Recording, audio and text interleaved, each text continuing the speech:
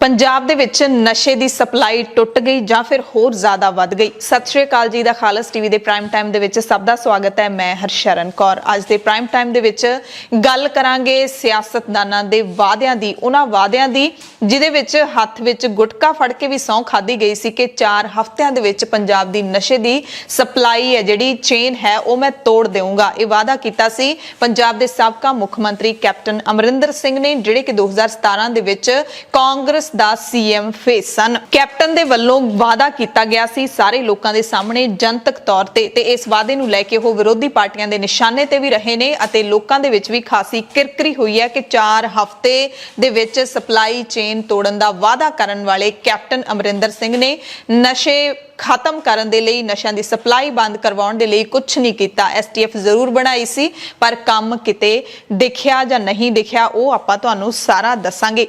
हालांकि बाद विच कैप्टन पलट गए सी कि मैं वादा नहीं सी कीता, मैं तां नशियां दी सप्लाई तोड़न दा भरोसा दित्ता सी। हुण जदों 4 महीने पहलां कैप्टन दा तख्ता पलट गया तां सब दी जुबान ते इक्को ही गल सी कि मोतियां वाली सरकार नूं झूठी सौं लै बैठी। तुसीं आप ही सोच सकते हो कि हत्थ विच पोथी फड़ के गुरबाणी नूं फड़ के तुसीं वादा करदे हो जां फिर भरोसा दिंदे हो। उन्हां ने जो वादा कीता सी वो तुहानूं एक वारी फेर चेते जरूर करा दिंदे आ अगे होर जानकारी देण तों पहलां। और वो इत्थों 30 किलोमीटर दूर दमदमा साहब, मैं ये दमदमा साहब वाल गुटका साहब नूं चक के सौं खाने अज कि पहली गल ये जो नशियां दा कम है, जो आम आदमी कहने 4 महीने मैं खत्म कर दूं, मैं ये 4 हफ्तियां दे विच लक तोड़ के छड्डूंगा।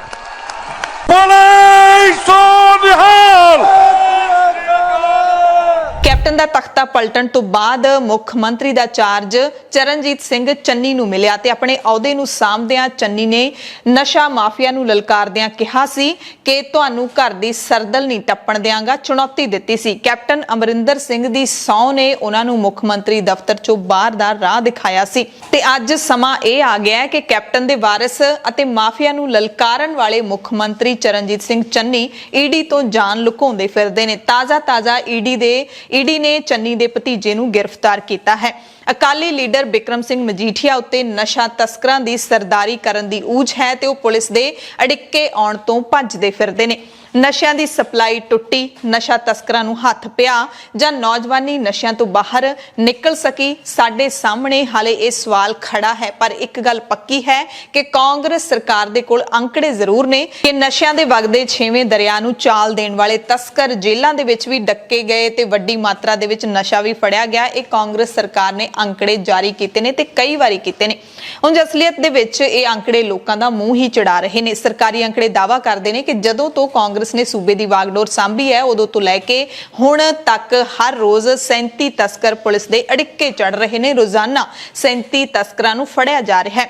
पुलिस ने मार्च 2017 तो लैके हुण तक 17,081 नशे दे व्यापारियां नूं गिरफ्तार भी किया है। हुण तक 51,461 नशा तस्करां दे खिलाफ पुलिस केस दर्ज किए गए ने। इत्थे ही बस नहीं, सरकार कहती है कि जब्त किए गए नशे दे विचों 24 क्विंटल 15 किलो चिट्टा फड़िया गया, यानी कि हैरोइन फड़ी गई। सरकार दे अंकड़े ये भी बोलते ने कि कांग्रेस दे 5 साल पहला सत्ता विच आउण तो बाद चिट्टे दी रिकवरी 363 गुणा वधी है, यानी कि उस तो पहला जिहड़ी अकाली सरकार सी उन्हें चिट्टे दी रिकवरी इन्नी नहीं कीती सी जिन्नी कांग्रेस ने कीती है। यानी कि चिट्टे दी सप्लाई भी वध गई है तां ही रिकवरी वधी होएगी, इहदे विच शक ही नहीं कीता जा सकदा। सरकार ने अंकड़ियां राहीं यह भी दस्सण दा यतन कीता है कि नशे दे धंधे विच शामिल पुलिस अफसरां नूं भी नहीं बख्शिया गया। 152 पुलिस मुलाजमां नूं नौकरी तो हथ धोने पे। नशे दे व्यापारियां नूं सज़ा दिवाउण दे केसां विच भी वाधा दिखाया गया। कैप्टन अमरिंदर सिंह दे कुर्सी ते बैठण तो बाद अगले साल सज़ा दिवाउण दी दर 59%, साल 2019 विच 66% ते 2020 दे विच 79% उत्ते गई। सरकार यह भी दावा करती है कि कांग्रेस दी हुकूमत दे विच सरकार ने नशेड़ियां दे इलाज ते मुड़ वसेबे लई कीते यत्नां नूं प्रचारण दी मुहिम भी छेड़ी। अंकड़े बोलदे ने कि सरकार दे नशा छुड़ाऊ केंद्रां विच 2,37,006 मरीजां नूं दाखिल किया गया। इस समय दौरान 35 नवे आउटडोर नशा छुड़ाऊ केंद्र खोले गए। बावजूद इसके पंजाब विच प्राइवेट नशा छुड़ाऊ केंद्रां की गिणती हाले भी ज्यादा है। ਪ੍ਰਾਈਵੇਟ ਨਸ਼ਾ ਛੁਡਾਊ ਕੇਂਦਰਾਂ ਦੇ ਵਿੱਚ 4,92,937 ਮਰੀਜ਼ ਦਾਖਲ ਹੋਏ, ਜਦਕਿ ਸਰਕਾਰੀ ਕੇਂਦਰਾਂ ਦੇ ਵਿੱਚ ਸਿਰਫ 2,75,059 ਮਰੀਜ਼ਾਂ ਨੂੰ ਦਾਖਲ ਕੀਤਾ ਗਿਆ। ਤੇ ਪ੍ਰਾਈਵੇਟ ਨਸ਼ਾ ਛੁਡਾਊ ਕੇਂਦਰ ਕਿਵੇਂ ਆਪਣੀ ਦੁਕਾਨਦਾਰੀ ਚਲਾ ਰਹੇ ਨੇ, ਇਸ ਬਾਰੇ ਬਹੁਤ ਕੁਝ ਸਾਹਮਣੇ ਆ ਚੁੱਕਿਆ ਹੈ। ਹਾਲਾਂਕਿ ਸਰਕਾਰੀ ਨਸ਼ਾ ਛੁਡਾਊ ਕੇਂਦਰਾਂ ਦੀ ਅੰਦਰਲੀ ਤਸਵੀਰ ਵੀ ਕਿਸੇ ਤੋਂ ਲੁਕੀ ਨਹੀਂ ਹੈ। ਨਸ਼ਾ ਛੁਡਾਊ ਕੇਂਦਰ ਸਰਕਾਰੀ ਹੋਣ ਜਾਂ ਪ੍ਰਾਈਵੇਟ, ਇਹ ਨਸ਼ੇ ਦੀ ਸਮਗਲਿੰਗ ਦਾ ਕਥਿਤ ਤੌਰ ਤੇ ਜ਼ਰੀਆ ਬਣ ਕੇ ਰਹਿ ਗਏ ਨੇ, ਇਸ ਦੇ ਵਿੱਚ ਕੋਈ ਸ਼ੱਕ ਨਹੀਂ। ਨਸ਼ਾ ਛੁਡਾਊ ਕੇਂਦਰਾਂ ਦੇ ਵਿੱਚ ਦਾਖਲ ਹੋਣ ਵਾਲੇ ਨੌਜਵਾਨ ਨੇ ਜਿਹੜੇ, ਉਹ ਵੀ ਇਹਨਾਂ ਗੱਲਾਂ ਦਾ ਖੁਲਾਸਾ ਕਰਦੇ ਨੇ ਕਿ ਕਿਸ ਤਰੀਕੇ ਦੇ ਨਾਲ ਉਹਨਾਂ ਦੇ ਨਾਲ ਟਰੀਟ ਕੀਤਾ ਜਾਂਦਾ ਹੈ ਤੇ ਕਿਵੇਂ ਨਸ਼ਿਆਂ ਦਾ ਵਪਾਰ ਕਰਨ ਵਾਲੇ ਲੋਕ ਹੀ ਇਹਨਾਂ ਕੇਂਦਰਾਂ ਨੂੰ ਚਲਾਉਂਦੇ ਨੇ ਤੇ ਫਿਰ ਇਹਨਾਂ ਕੇਂਦਰਾਂ ਦੇ ਜ਼ਰੀਏ ਉਹਨਾਂ ਨੂੰ ਸਪਲਾਈ ਕਰਨ ਦੇ ਵਿੱਚ ਸੌਖ ਹੋ ਜਾਂਦੀ ਹੈ। ਕਿੰਨੇ ਜਿਹੜੇ ਕਸਟਮਰ ਨੇ ਉਹ ਤਾਂ ਨਸ਼ਾ ਛੁਡਾਊ ਕੇਂਦਰਾਂ ਦੇ ਵਿੱਚ ਆ ਕੇ ਭਰਤੀ ਹੋ ਜਾਂਦੇ ਨੇ ਤੇ ਉਹਨਾਂ ਨੂੰ ਸਪਲਾਈ ਕਰਨੀ ਕਿੰਨੀ ਸੌਖੀ ਹੁੰਦੀ ਹੋਏਗੀ। ਬਹੁਤ ਸਾਰੇ ਤਾਂ ਨਸ਼ਾ ਕਰਨ ਵਾਲੇ ਹੀ ਹੁੰਦੇ ਨੇ ਤੇ ਬਹੁਤ ਸਾਰੇ ਨਸ਼ੇ ਦੇ ਵਪਾਰੀ ਹੁੰਦੇ ਨੇ ਜਿਹੜੇ ਇਹਨਾਂ ਕੇਂਦਰਾਂ ਨੂੰ ਚਲਾਉਂਦੇ ਨੇ। ਇਹ ਇਹਨਾਂ ਕੇਂਦਰਾਂ ਦਾ ਕਾਲਾ ਸੱਚ ਹੈ। ਪਰ ਅਸੀਂ ਤੁਹਾਨੂੰ ਪੰਜਾਬ ਦੇ ਇੱਕ ਅਜਿਹੇ ਨਸ਼ਾ ਛੁਡਾਊ ਕੇਂਦਰ ਦੀ ਤਸਵੀਰ ਵੀ ਦਿਖਾ ਦਿੰਨੇ ਆ ਜਿਹੜਾ ਕਿ ਫਿਰੋਜ਼ਪੁਰ ਜ਼ਿਲ੍ਹੇ ਦੇ ਮੁੱਦਕੀ ਇਲਾਕੇ ਦੇ ਪਿੰਡ ਚੰਦੜ ਦੇ ਵਿੱਚ ਬਣਿਆ ਹੋਇਆ, ਜਿਸ ਦਾ ਨਾਮ ਹੈ ਪੰਥ ਖਾਲਸਾ ਨਸ਼ਾ ਛੁਡਾਊ ਕੇਂਦਰ। ਇਹ ਸਿੱਖ ਕੌਮ ਦੇ 2 ਪ੍ਰਚਾਰਕਾਂ ਦੇ ਵੱਲੋਂ ਸ਼ੁਰੂ ਕੀਤਾ ਗਿਆ ਹੈ ਤੇ ਇੱਥੇ ਜਿਹੜੇ ਨੌਜਵਾਨ ਆਪਣਾ ਇਲਾਜ ਕਰਵਾਉਣ ਦੇ ਲਈ ਆਉਂਦੇ ਨੇ ਉਹ ਪੂਰੀ ਤਰ੍ਹਾਂ ਦੇ ਨਾਲ ਸੰਤੁਸ਼ਟ ਨੇ, ਕਿਉਂਕਿ ਇਹਨਾਂ ਦੇ ਇਲਾਜ ਕਰਨ ਦੀ ਵਿਧੀ ਦੇ ਵਿੱਚ ਗੁਰਬਾਣੀ ਦਾ ਜਾਪ ਵੀ ਸ਼ਾਮਿਲ ਹੈ। ਪੂਰੇ ਦਿਨ ਦੇ ਵਿੱਚ ਇਹ ਨਿਤਨੇਮ ਵੀ ਕਰਦੇ ਨੇ, ਗੁਰਬਾਣੀ ਦੇ ਨਾਲ ਜੁੜ ਕੇ ਰਹਿੰਦੇ ਨੇ ਔਰ ਬੜੇ ਸਤਿਕਾਰ ਦੇ ਨਾਲ ਤੇ ਇੱਜ਼ਤ ਦੇ ਨਾਲ ਇਹਨਾਂ ਦਾ ਇਲਾਜ ਕੀਤਾ ਜਾਂਦਾ ਹੈ। ਇੱਥੇ ਪਹੁੰਚੇ ਨੌਜਵਾਨਾਂ ਦੇ ਵੱਲੋਂ ਕੀਤੇ ਖੁਲਾਸੇ ਨੇ ਜਿਹੜੇ ਉਹ ਸਨਸਨੀਖੇਜ਼ ਨੇ।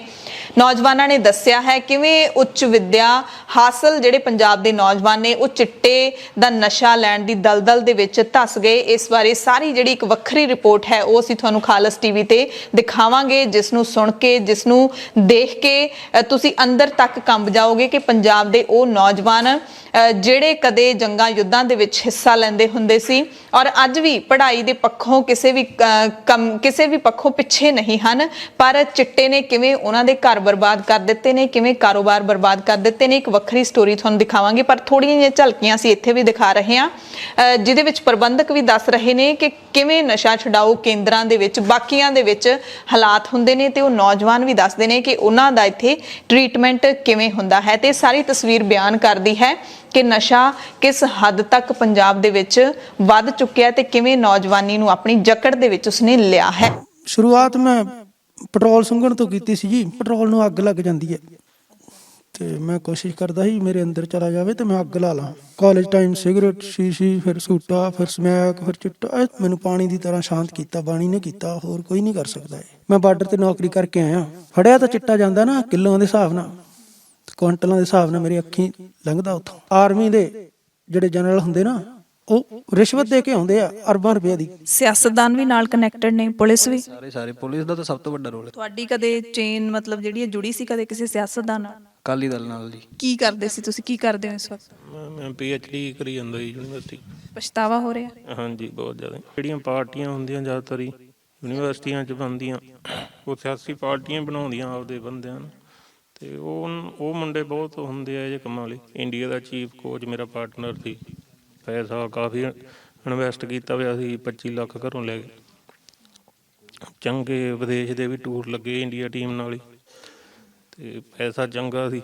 ਸ਼ਾਇਦ ਉਹ ਪੈਸੇ ਦੇ ਲਾਲਚ ਜੀ ਉਹਨਾਂ ਨੇ ਮੈਨੂੰ ਜ਼ਿਆਦਾ ਕੰਪੈਲ ਕੀਤਾ ਨਾ। ਕਿੰਨਾ ਪੈਸਾ ਤੁਸੀਂ ਗਵਾ ਲਿਆ? ਆਈਡੀਆ ਤਾਂ ਕੋਈ ਨਹੀਂ, ਪਰ ਹੋਊਗਾ ਹੀ 50-60 ਲੱਖ ਤੋਂ ਉੱਪਰ। ਤੁਸੀਂ ਕਿੰਨੀ ਉਮਰ 'ਚ ਲੈਣਾ ਸ਼ੁਰੂ ਕੀਤਾ ਨਸ਼ਾ?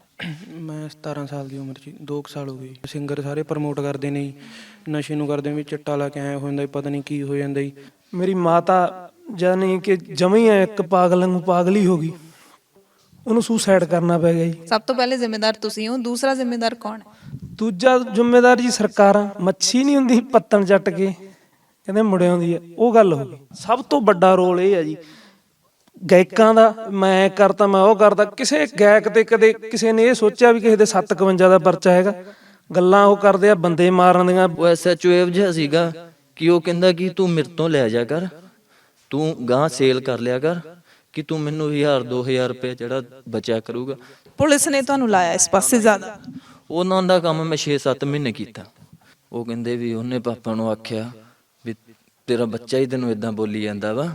ਉਹਨਾਂ ਨੇ ਇੰਨਾ ਕੁ ਮਨ ਤੇ ਉਹ ਕਰ ਲਿਆ ਕਿ ਉਹਨਾਂ ਨੇ ਸੁਸਾਈਡ ਹੀ ਕਰ ਲਿਆ। ਸੋ ਇਹ ਜਿਹੜੀ ਇੱਕ ਨਸ਼ਾ ਛੁਡਾਊ ਕੇਂਦਰ ਦੀ ਅਸੀਂ ਤੁਹਾਨੂੰ ਤਸਵੀਰ ਦਿਖਾਈ ਹੈ, ਮੂੰਹੋਂ ਬੋਲ ਰਹੀ ਹੈ, ਪਰ ਦੂਸਰੇ ਪਾਸੇ ਸਰਕਾਰ ਦੇ ਅੰਕੜੇ ਨੇ ਜਿਹੜੇ ਉਹ ਸਰਕਾਰ ਦੇ ਆਪਣੇ ਹੱਕ ਵਿੱਚ ਹੀ ਭੁਗਤੇ ਲੱਗਦੇ ਨੇ। ਉਹਨਾਂ ਨੂੰ ਲੱਗਦਾ ਹੈ ਕਿ ਪੰਜਾਬ ਸੱਚੀ ਪੈਰਾਂ ਸਿਰ ਹੋ ਗਿਆ, ਯਾਨੀ ਕਿ ਅੰਕੜਿਆਂ ਨੂੰ, ਸਰਕਾਰੀ ਅੰਕੜਿਆਂ ਨੂੰ ਦੇਖ ਕੇ ਲੱਗਦਾ ਹੈ ਕਿ ਪੰਜਾਬ ਸੱਚੀ ਪੈਰਾਂ ਸਿਰ ਹੋ ਗਿਆ। ਪਰ ਜਿਹੜੀ ਹੁਣ ਅਸੀਂ ਤੁਹਾਨੂੰ ਤਸਵੀਰ ਦਿਖਾ ਕੇ ਹਟਿਆ, ਇਹ ਅਸਲੀਅਤ ਹੈ ਕਿ ਅੱਜ ਵੀ ਪੰਜਾਬ ਦੀ ਧਰਤੀ ਤੇ ਨਸ਼ਾ ਛੁਡਾਊ ਕੇਂਦਰਾਂ ਦੇ ਵਿੱਚ ਨੌਜਵਾਨ ਭਰਤੀ ਨੇ ਔਰ ਹਜ਼ਾਰਾਂ ਦੀ ਗਿਣਤੀ ਦੇ ਵਿੱਚ ਦਾਖਲ ਨੇ।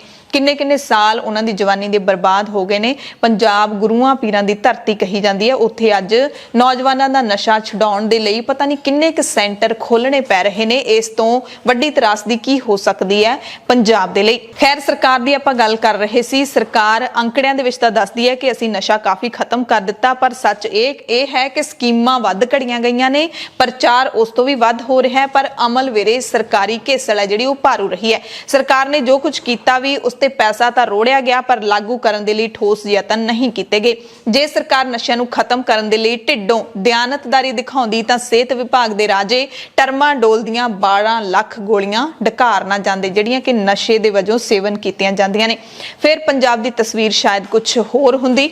ਨਸ਼ਾ ਛੁਡਾਊ ਕੇਂਦਰਾਂ ਵਿੱਚ ਨਹੀਂ, ਸਗੋਂ ਮੁੜ ਵਸੇਬਾ ਸੈਂਟਰਾਂ ਦੇ ਵਿੱਚ ਵੀ ਰੌਣਕ ਹੁੰਦੀ, ਨਾ ਕਿ ਬਿਲਡਿੰਗਾਂ ਜਰਜਰ ਹੋਣ ਦੀਆਂ ਖਬਰਾਂ ਸੁਣਨ ਨੂੰ ਮਿਲਦੀਆਂ। ਤੇ ਸਭ ਤੋਂ ਵੱਡੀ ਗੱਲ ਤਾਂ ਇਹ ਹੈ ਕਿ ਜੇ ਸਰਕਾਰ ਇਮਾਨਦਾਰੀ ਦੇ ਨਾਲ ਨਸ਼ਾ ਛੁਡਾਉਣ ਵੱਲ ਕੰਮ ਕਰਦੀ ਤਾਂ ਅੱਜ ਲੀਡਰਾਂ ਨੂੰ ਲੋਕਾਂ ਦੇ ਕੋਲ ਜਾ ਕੇ ਸੁਣਨਾ ਨਾ ਪੈਂਦਾ। ਇਹ ਲੀਡਰ ਲੋਕਾਂ ਦੇ ਸਾਹਮਣੇ ਜਾ ਕੇ ਹਿੱਕ ਤਾਣ ਕੇ ਖੜੇ ਹੋ ਜਾਂਦੇ, ਨਾ ਕਿ ਜਾਨ ਲੁਕਾਉਣ ਦੇ ਲਈ ਇਹ ਜਿਹੜਾ ਹੈਗਾ ਬਹਾਨੇ ਲੱਭਦੇ ਰਹਿੰਦੇ। ਪਰ ਅਸਲੀਅਤ ਇਸ ਤੋਂ ਵੀ ਵੱਧ ਖਤਰਨਾਕ ਹੈ ਕਿ ਸਿਆਸੀ ਲੀਡਰਾਂ ਦੀ ਸ਼ਹਿ ਤੋਂ ਬਿਨਾਂ ਅਤੇ ਪੁਲਿਸ ਡਿਪਾਰਟਮੈਂਟ ਦੀ ਸ਼ਹਿ ਤੋਂ ਬਿਨਾਂ ਨਸ਼ਿਆਂ ਦੀ ਸਪਲਾਈ ਨਾ ਤਾਂ ਹੋ ਸਕਦੀ ਹੈ ਤੇ ਨਾ ਹੀ ਨਸ਼ਾ ਸੂਬੇ ਦੇ ਵਿੱਚ ਐਂਟਰ ਹੋ ਸਕਦਾ ਹੈ। ਇਹ ਇੱਕ ਵੱਡੀ ਸੱਚਾਈ ਹੈ, ਪਰ ਸੱਚ ਕਹਿਣ ਦੀ ਹਿੰਮਤ ਸ਼ਾਇਦ ਹਰ ਕਿਸੇ ਦੇ ਵਿੱਚ ਨਹੀਂ ਹੁੰਦੀ। ਸੋ ਵੋਟਾਂ ਦਾ ਟਾਈਮ ਹੈ, ਜ਼ਰੂਰ ਪੁੱਛਣਾ ਚਾਹੀਦਾ ਹੈ ਆਪੋ ਆਪਣੇ ਇਲਾਕੇ ਦੇ, ਆਪੋ ਆਪਣੇ ਹਲਕੇ ਦੇ ਲੋਕਾਂ ਨੂੰ, ਆਪਣੇ ਆਪਣੇ ਉਮੀਦਵਾਰਾਂ ਤੋਂ ਕਿ ਨਸ਼ੇ ਦੀ ਸਪਲਾਈ ਤੋੜਨ ਦੇ ਲਈ ਤੁਸੀਂ ਕੀ ਕੀਤਾ। ਆਪਣੇ ਆਪਣੇ ਪਿੰਡ ਦੇ ਅੰਕੜੇ ਇਕੱਠੇ ਕਰਕੇ ਉਹਨਾਂ ਦੀ ਬਾਹ ਫੜ ਕੇ ਪੁੱਛਣਾ ਚਾਹੀਦਾ ਹੈ ਕਿ ਇੱਥੇ ਨਸ਼ਾ ਕੌਣ ਦਿੰਦਾ ਹੈ। ਸਾਰਿਆਂ ਨੂੰ ਪਤਾ ਹੁੰਦਾ ਪਿੰਡਾਂ ਦੇ ਵਿੱਚ ਕਿ ਸਾਡੇ ਪਿੰਡ ਵਿੱਚ ਨਸ਼ੇ ਦਾ ਤਸਕਰ ਆ ਬੰਦਾ ਹੈ ਜਾਂ ਆ ਜਨਾਨੀ ਹੈ। ਇਹਦੇ ਵਿੱਚ ਕੋਈ ਸ਼ੱਕ ਨਹੀਂ ਹੈ ਕਿ ਬੀਬੀਆਂ ਵੀ ਇਸ ਕੰਮ ਦੇ ਵਿੱਚ ਪੂਰੀਆਂ ਹਿੱਸੇਦਾਰ ਹੁੰਦੀਆਂ ਨੇ। 50-50 ਨਾ ਕਹੀਏ ਤਾਂ ਕੁਝ ਕੁ ਹਿੱਸਾ ਜ਼ਰੂਰ ਹੁੰਦਾ ਤੇ ਉਹਨਾਂ ਦੀ ਥਾਣਿਆਂ ਦੇ ਵਿੱਚ ਵੀ ਪੂਰੀ ਚੱਲਦੀ ਹੁੰਦੀ ਹੈ। ਸੋ ਸਾਰਿਆਂ ਨੂੰ ਪਤਾ ਹੁੰਦਾ ਪਿੰਡਾਂ ਵਾਲਿਆਂ ਨੂੰ ਕਿ ਇਹ ਨਸ਼ਾ ਤਸਕਰੀ ਕਰਦਾ ਹੈ, ਤੇ ਪੁੱਛਿਆ ਕਰੋ ਕਿ ਕਿਉਂ ਨਹੀਂ ਇਹਨਾਂ ਦੇ ਖਿਲਾਫ ਕਾਰਵਾਈ ਹੁੰਦੀ। ਅਸੀਂ ਜ਼ਰੂਰ ਅਰਦਾਸ ਕਰਾਂਗੇ ਕਿ ਅਜਿਹਾ ਦਿਨ ਜ਼ਰੂਰ ਆਵੇ ਜਦੋਂ ਪੰਜਾਬ ਦੇ ਵਿੱਚੋਂ ਸਾਰੇ ਨਸ਼ਾ ਛੁਡਾਊ ਕੇਂਦਰ ਨੇ ਜਿਹੜੇ ਉਹ ਸਕੂਲਾਂ ਜਾਂ ਹੋਰ ਵਿਦਿਅਕ ਅਦਾਰਿਆਂ ਦੇ ਵਿੱਚ ਬਦਲ ਜਾਣ ਅਤੇ ਪੰਜਾਬ ਦੇ ਵਿੱਚ ਨਸ਼ੇੜੀ ਨੇ ਜਿਹੜੇ ਉਹ ਸੁਧਰ ਜਾਣ ਤੇ ਆਪਣੀ ਜ਼ਿੰਦਗੀ ਦੇ ਵਿੱਚ ਵਾਪਸ ਆ ਜਾਣ ਤੇ ਨਸ਼ੇ ਦੀ ਸਪਲਾਈ ਜ਼ਰੂਰ ਟੁੱਟੇ। ਪ੍ਰਾਈਮ ਟਾਈਮ ਦੇਖਣ ਵਾਲੇ ਸਾਰੇ ਦਰਸ਼ਕਾਂ ਦਾ ਧੰਨਵਾਦ।